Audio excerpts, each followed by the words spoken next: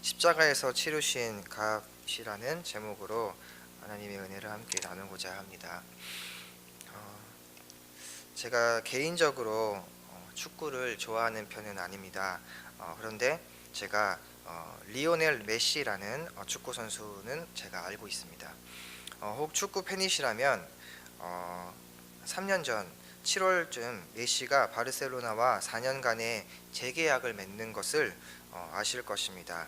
메시는 14살 유소년 때 바르셀로나에 입단을 해서 30살인 지금까지 바르셀로나에서만 뛰는 원클럽 플레이어입니다.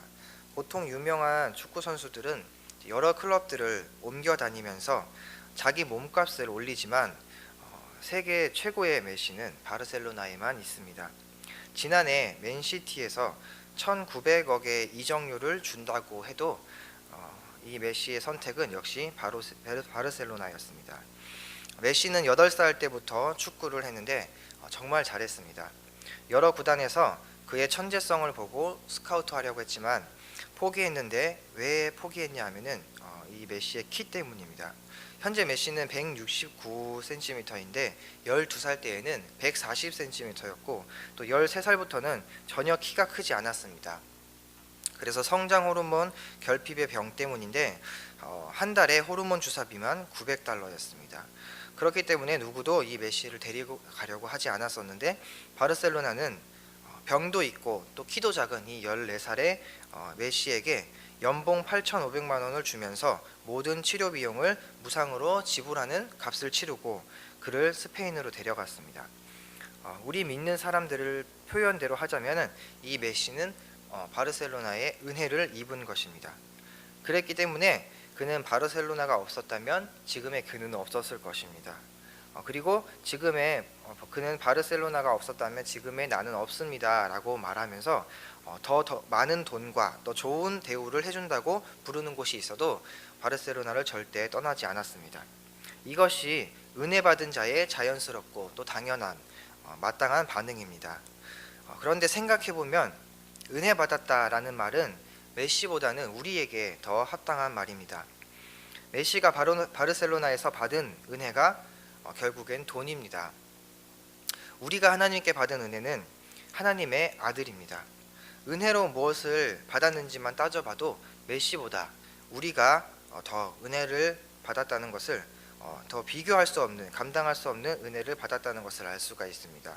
뿐만 아니라 바르셀로나가 메시에게 은혜를 베푼 것은 그가 축구의 천재성을 가지고 있었기 때문입니다. 그렇기 때문에 사실은 은혜라고 할 수도 없습니다. 은혜가 아니라 투자인 것이죠. 그런데 우리도 천재입니다. 우리도 천부적인 재능을 가지고 있는 것이 하나 있습니다. 바로 죄 짓는 일입니다. 우리는 죄 짓는 일에 있어서는 태어날 때부터 천부적인 재능을 가지고 있습니다. 성경대로 표현하자면 창세기 6장 5절에 여호와께서 사람의 죄악이 세상에 가득함과 그의 마음으로 생각하는 모든 계획이 항상 악할 뿐임을 보시고 우리의 마음 그리고 생각 모든 계획은 항상 악합니다.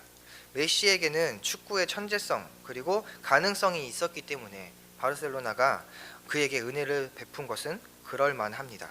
하지만 하나님께서는 우리에게 은혜 받을 만한 어떠한 가치와 또 개선의 가능성도 찾아볼 수 없고 또 마음의 생각과 모든 계획이 항상 악할 뿐인 우리를 위해서 그분의 독생자 예수 그리스도를 이 땅에 십자가에 내어주셨습니다.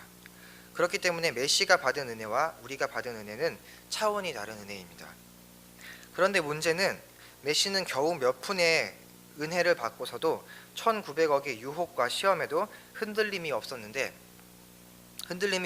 또 바르셀로나에 충성하면서 은혜 받은 자답게 살았는데 우리는 그렇지가 않습니다. 진짜 은혜다운 은혜를 받은 은혜다운 은혜는 메시가 아니라 우리가 받았는데 왜 우리는 메시만큼도 하나님 아버지 앞에 신실하고 충성되게 살지 못할까요? 그깟 돈 몇 푼에 믿음이 흔들리고 또 사람의 말 한마디에 시험 들어서 교회를 떠나게 되고 또 주님께 감사하고 찬양하면서 또 충성되고 사랑하고 헌신할 수 없는 수만 가지 이유와 또 핑계들과 조건들을 가지고 왜 이렇게 흔들리면서 우리는 살아갈까요? 두 가지 이유 때문입니다. 첫 번째는 내가 예수님을 믿고 구원받기 전 내 죄로 인해서 하나님의 진노와 저주와 또 지옥의 심판을 피할 수 없는 절망적인 상태에 있었다는 것을 잊어버렸기 때문입니다. 메시가 바르셀로나에 감사하며 충성하는 것은 13살 때 자신이 얼마나 가난하고 또 병들고 초라하고 절망적이었던 상황이었는지를 알고 있었기 때문입니다. 요한복음 8장을 보면 예수님께서 자신을 믿는다는 유대인들에게 이렇게 말씀하십니다. 진리를 알지니 진리가 너희를 자유케 하리라. 그러자 유대인들이 이 말을 이상하게 여기면서 반문합니다. 그들이 대답하되 우리가 아브라함의 자손이라 남의 종이 된 적이 없거늘 어찌하여 우리가 자유롭게 되리라 하느냐. 이 말을 들은 예수님께서 이렇게 대답하십니다. 예수께서 대답하시되 진실로 진실로 너희에게 이르노니 죄를 범하는 자마다 죄의 종이라. 유대인들은 진리가 너희를 자유케 하리라 라는 말을 이해하지 못했습니다. 왜냐하면 그들은 스스로 자기가 종이 아니고 또 자유하다고 생각했기 때문입니다. 그들은 죄를 지으면서도 죄의 종이라는 것을 몰랐습니다. 오늘날도 똑같습니다. 사람들은 자신을 자기 하고 싶은 대로 마음껏 하면서 자신을 자유인이라고 생각하지만 그것은 착각입니다. 모든 사람들은 죄의 종입니다. 우리가 죄를 지으면서 사는 것은 죄의 종이기 때문입니다. 죄가 즐겁고 행복해서 죄 짓는 사람은 없습니다. 불신자도 죄를 지으면 양심의 가책을 느끼고 두려워하고 또 괴로워합니다. 어렸을 때 시험 성적표가 나온 날은 정말 가출하고 싶을 만큼 싫었습니다. 어느 날 감사하게도 우편함에 꽂혀 있는 성적표를 부모님보다 제가 먼저 발견하게 되었습니다. 그리고 제가 그 성적표를 가지고 집으로 갔습니다. 그런데 부모님께서는 어떻게 성적표가 나오는 날을 기가 막히게 아셨는지 저에게 성적표가 나온 것을 봤냐고 물어보셨습니다. 그런데 저는 발견하지 못했다고 거짓말을 했습니다. 그때부터 어머니가 저를 부르기만 해도 두려움에 심장이 쪼그라들고 또 어머니 얼굴을 쳐다볼 수 없을 정도로 불안했습니다. 그래서 가장 행복했던 식사 시간이 저에게는 지옥과 같은 시간이 되어버렸습니다. 아담이 선악과를 먹은 죄를 짓고 나서 하나님의 발자국 소리만 들어도 도망쳐 버렸다고 성경에 나와 있습니다. 제가 그 마음을 어느 정도는 이해가 되었습니다. 부모님께 성적표를 숨기는 거짓말 딱 한 가지를 했는데 너무 괴롭고 힘들었습니다. 이처럼 죄를 지으면 그 죄 때문에 마음도 또 생활도 피폐하게 되고 또 힘들어지고 고통스러워지는 것을 우리가 수없이 경험하면서 지금까지 살아왔습니다. 그런데도 똑같은 죄를 반복해서 짓고 살아가고 있습니다. 죄 짓는 게 행복하고 즐거워서가 아닙니다. 사람은 죄의 종이기 때문에 또 죄 짓기 싫어도 죄를 지으며 살아갈 수밖에 없는 것입니다. 죄가 종된 우리들에게 시키는 일들이 무엇인 줄 아십니까? 갈라디아서 5장 19절에서 21절 말씀 제가 읽어드리겠습니다. 육체의 일은 분명하니 곧 음행과 더러운 것과 호색과 우상숭배와 주술과 원수 맺는 것과 분쟁과 시기와 분냄과 당짓는 것과 분열함과 이단과 투기와 술취함과 방탕함과 또 그와 같은 것들이라.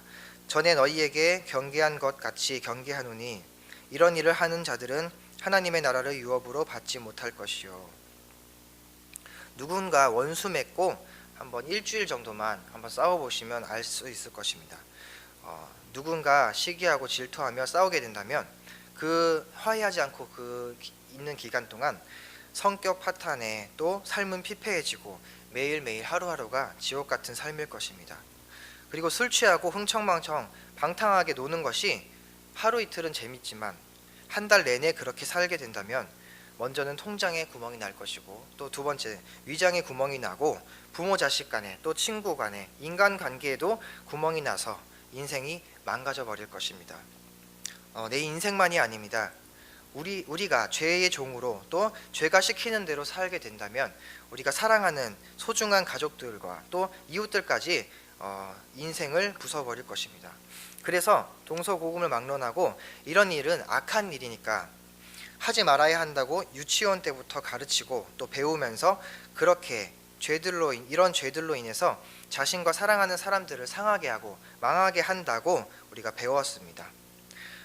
수천 년 인류 역사 가운데 이런 죄악들이 그쳤던 적은 그러나 한 번도 없었습니다. 왜냐하면 인간은 죄의 종이기 때문입니다. 따라서 우리에게 가장 비참하고 절망적인 현실은 취업이 안 되고 결혼을 하지 못하고 자녀가 아프고 경제적으로 어려운 것이 아닙니다. 내가 죄의 종이라는 사실입니다. 그런데 이보다도 더 비참하고 절망적인 사실이 한 가지 있습니다. 죄는 우리가 이 땅에 살고 있는 동안만 주인 노릇하면서 괴롭히는 것이 아니라 죽어서 진짜 영원한 지옥으로 우리를 끌고 간다는 것입니다. 죄 때문에 살아서만 지옥 같은 삶을 사는 것이 아니라 죽어서도 정말 지옥에서 영원히 살게 됩니다. 흔히 사람들은 사는 게 지옥 같다고 말합니다. 또 요즘 유행하는 용어 가운데 헬조선이라는 단어가 있습니다. 그런데 마귀는 이런 말을 들으면 아마 비웃을 것입니다. 왜냐하면 지옥의 고통은 우리가 살고 있는 이 세상에 겪는 고통과는 비교할 수 없기 때문입니다. 이처럼 본래 우리는 살아서도 지옥을 살고 죽어서도 지옥을 가야 할 죄의 종이었습니다. 그렇기 때문에 우리는 예수 믿고 죄에서 구원받은 것은 살아서도 죽어서도 얼마나 큰 은혜와 축복인지 모릅니다. 따라서 불평과 원망의 입술을 닫고 날마다 주님의 십자가 앞에서 본래의 은혜 받기 전 죄의 종이었던 우리의 모습을 우리가 기억해야 합니다. 그러면 날 위해서 십자가에 달리신 예수님을 향한 감사와 감격과 또 기쁨과 사랑이 회복될 것입니다. 두 번째로 우리가 메시만큼도 은혜 받은 자답게 살지 못하는 이유는 예수님께서 우리를 위해 지신 십자가가 무엇인지 잘 모르기 때문입니다. 구속이란 값을 치르셨다는 것입니다. 그런데 우리는 예수님께서 나를 구속하시기 위해서 십자가에서 어떤 값을 치르셨는지를 우리가 생각하고 또 따져보지 않았기 때문에 구원의 감격과 기쁨과 또 충성된 헌신의 삶을 살지 못하는 것입니다. 이것은 마치 선물을 받았을 때에 선물이 얼마짜리인지 모르는 것과 같습니다. 그 선물이 얼마짜리인지를 알게 되고 그 금액이 얼마인지를 알게 된다면 그 감사와 그 기쁨과 감격은 더욱 커질 것입니다. 흔히 우린 예수님께서 날 대신에 십자가에서 죽으셨다고 말하지만 정확히 그 예수님이 우리 위해서 치르신 그 값이 어떤 것인지 우리는 잘 모르는 것입니다. 또 십자가에서 치르신 값은 단지 죽는 것만은 아닙니다. 요한복음 10장에 예수님의 기적과 가르침을 보고 들은 유대인들 사이에서 도대체 예수가 누구냐의 문제로 분쟁이 일어나기 시작했을 때 사람들이 예수님께 당신은 누구냐고 물었고 또 예수님께서 대답하십니다. 요한복음 10장 30에서 31절 말씀입니다. 나와 아버지는 하나이니라 하신데 유대인들이 다시 돌을 들어 치려 하거늘. 아까 읽었던 요한복음 8장에서도 예수님은 유대인들에게 아브라함이 나기 전부터 내가 있었다라고 말씀하셨다가 돌에 맞아 죽을 뻔하셨습니다. 왜냐하면 유대법에서 하나님을 모독하는 신성모독의 죄는 돌로 쳐 죽여야 하기 때문입니다. 그런데 예수님은 이렇게 돌을 맞아서 죽을 뻔한 위기마다 유유히 그 자리를 벗어나십니다. 8장 59절에 그들이 돌을 들어 치려 하거늘 예수께서 숨어 성전에서 나가시니라. 10장 39절에 그들이 다시 예수를 잡고자 하였으나 그 손에서 벗어나 나가시니라. 그리고는 돌 맞아 죽을 자리를 피하시면서 말씀하시기를 나는 십자가에 달려 죽을 것이라 라고 말씀을 하십니다. 예수님께서 땅에서 들려서 죽는다는 것은 곧 십자가에 달려 돌아가시는 것을 말합니다. 도대체 왜 예수님께서는 돌에 맞아 죽는 것이 아니라 꼭 십자가에 달려서 죽으시는 방법을 선택을 하셨을까요? 땅에서 들려 나무에 달린 자란 뜻은 하나님께 저주를 받는다는 뜻입니다. 즉 예수님께서 죄에서 우리를 구원하시려면 단지 죽으시기만 하면 되는 것이 아니라 우리에 대한 하나님의 모든 진노와 저주를 다 받으셔야 한다는 것입니다. 예수님께서 십자가 위에서 죽으시기 전 3시간 동안 어두움이 임했습니다. 창세기 1장에 혼돈과 공허와 흑암이 깊은 땅에 하나님께서 빛이 있으리라 말씀하시면서 창조의 은혜를 베푸셨는데 이제 그 은혜를 거두시는 것을 말합니다. 출애굽기 10장에서도 하나님을 대적하는 바로를 심판하시는 그 재앙 중에서 10번째 재앙이 있기 전 9번째 재앙으로서 캄캄한 흑암이 3일 동안 땅에 임했습니다. 즉 유월절 어린 양 대신 예수님께서 십자가에 죽으시기 전 온 땅에 임한 어두움은 하나님을 거역하는 우리의 죄에 대한 하나님의 진노가 예수님에게 부어지는 표시입니다. 모든 죄는 그에 걸맞는 형량이 있습니다. 죄 문제가 해결되고 자유로워지려면 감옥에서 죄에 합한 형량을 다 받아서 그 형량을 채워야만 합니다. 마찬가지로 우리가 지은 죄에 대해 율법이 정하는 형량들이 있는데 예수님은 그 모든 죄의 형량을 자신의 육체로 받아서 그 값을 치르셔야만 우리의 죄 문제가 남김없이 완전하게 해결이 됩니다. 그래야 공의로우신 하나님이십니다. 따라서 예수님은 우리를 대신해서 그냥 죽으셔야만 하는 것이 아닙니다. 우리가 지은 모든 죄에 대한 하나님의 진노와 저주를 하나도 남김없이 다 받으셔야만 했습니다.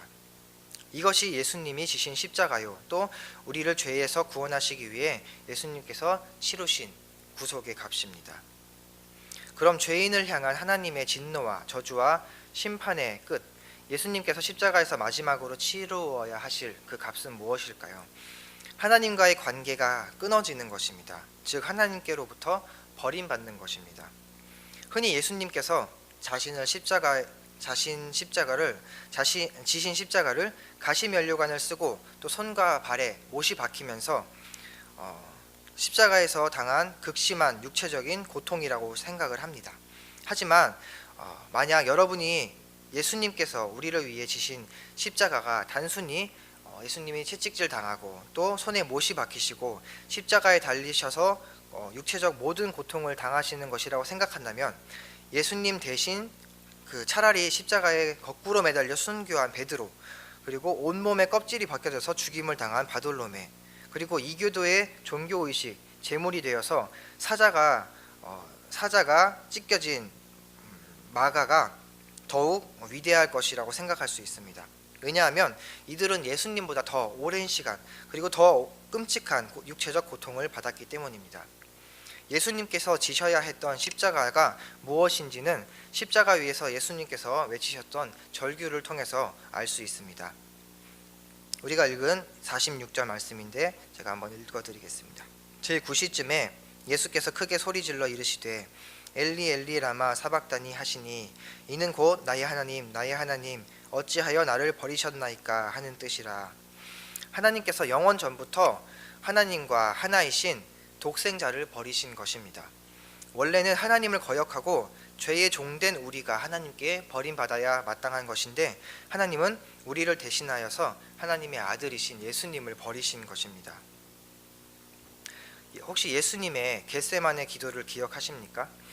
어떤 사람들은 실제로 예수님이 땀 대신 피를 흘리셨다고 말하기도 합니다.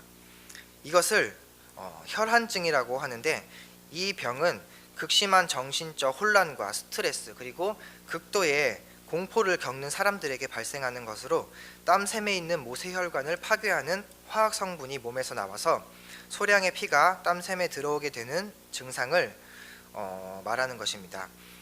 그런데 이것이 아니라 바늘이 살을 찌르는 듯한 심한 고통을 수반하는 것으로 실제로는 사형수나 그리고 풍랑을 만난 선원들 가운데 이러한 증상을 나타나는 경우가 있습니다. 초대교회 성도들은 원형극장에서 굶주린 사자가 자기 몸을 찢으면서도 죽음을 두려워하지 않고 오히려 찬양하면서 순교했습니다. 그런데 예수님은 십자가 앞에서 너무나도 두려운 나머지 땀 대신 피까지 쏟으면서 이 잔을 내게서 옮겨달라고 기도하십니다. 예수님의 믿음이 성도들만도 못한 것이 아닙니다. 주님을 두렵게 만든 것은 십자가에 못 박히는 그런 육체적 고통이 아닙니다. 예수님께서 3번씩이나 간절히 이 잔을 내게서 옮겨달라고 기도하실 만큼 두려웠던 십자가는 죄에 대한 하나님의 진노와 저주의 잔을 다 받으시고 결국에는 하나님 아버지께 끊어져 버림받는 그것이 두려웠던 것입니다. 그래서 칼빈은 마태복음 27장 46절을 해석하면서 예수님의 십자가는 모든 죽음보다도 더 지독한 진노의 죽음이요 온 인류를 수백 번 삼키고도 남을 그러한 공포라고까지 설명을 합니다. 하나님께 버림받는다는 것, 이것이 바로 예수님께서 우리를 구원하시기 위해 십자가에서 치르신 구속의 값입니다. 하나님께서 자신의 사랑하는 백성들이 고통과 위험 가운데 두려워할 때에 그들을 찾아와서 위로하시는 말씀이 있습니다. 내가 너와 함께 하겠다. 형을 피해 두려운 도망길에 오른 야곱에게, 그리고 출애굽의 사명 앞에서 두려워하는 모세에게, 그리고 가나안 땅을 정복해야 하는 부담감을 안고 있는 여호수아에게, 그리고 미디안과의 전쟁 앞에 두려워하고 있는 기드온에게 하나님은 내가 너와 함께 하겠다라고 약속하시면서 그들을 위로하시고 또 격려하셨습니다. 그랬기 때문에 얼마든지 그 고난과 고통의 시간들을 인내하면서 함께 하시는 그 주님을 찬양하고 또 기뻐하면서 그 길을 걸어갈 수 있었습니다. 그러나 십자가에 달리신 예수님은 다릅니다. 예수님께서 십자가에 달려서 하늘을 바라보셨을 때에 그는 내가 너와 함께 한다는 아버지의 위로가 아니라 죄에 대한 지독한 저주와 분노를 쏟으시면서 나를 끊으시고 버리시는 하나님을 예수님은 보았던 것입니다. 예수님은 세상 모든 사람들에게 버림받아서 십자가에서 달리셨을 뿐만 아니라 영원 전부터 하나이셨던 아버지조차도 예수님을 버리신 것입니다.